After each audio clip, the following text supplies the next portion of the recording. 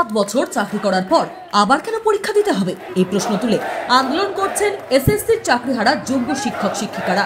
শুক্রবার তাদের নবান্ন অভিযানকে কেন্দ্র করে ধুন্ধুমার কাণ্ড বাঁধে শহরের বিভিন্ন প্রান্তে।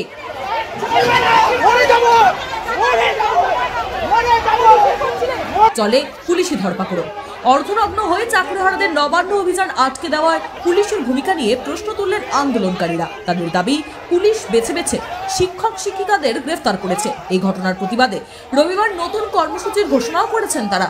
নিজেদের দাবি দাওয়া নিয়ে সরকারের উপর আরও চাপ বৃদ্ধি করতে শুক্রবার শিয়ালদা থেকে নবান্ন অভিযানের ডাক দিয়েছিলেন চাকরিহারাদের একাংশ। সেই মতো সকাল থেকে শহরের বিভিন্ন জায়গায় জমায়েত শুরু করেছিলেন তারা। পুলিশের আজকে এই অতি সক্রিয়তা একটা স্বৈরাচারী পচা গলা শাসন ব্যবস্থাকে তুলে ধরলো। এটাই ছাড়া আর কোনো কথা নয়। মানে আপনারা দেখেছেন যে আপনাদের মিডিয়ার পক্ষ থেকেও সিনিয়র অফিসারকে প্রশ্ন করলে তার কারো উত্তর দেওয়ার ক্ষমতা ছিল না।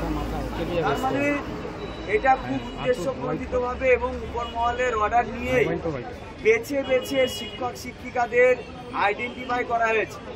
এমনকি কেউ একজন সে বাজারে এসছে তাকে পর্যন্ত শিক্ষক সঙ্গে ধরা হয়েছে।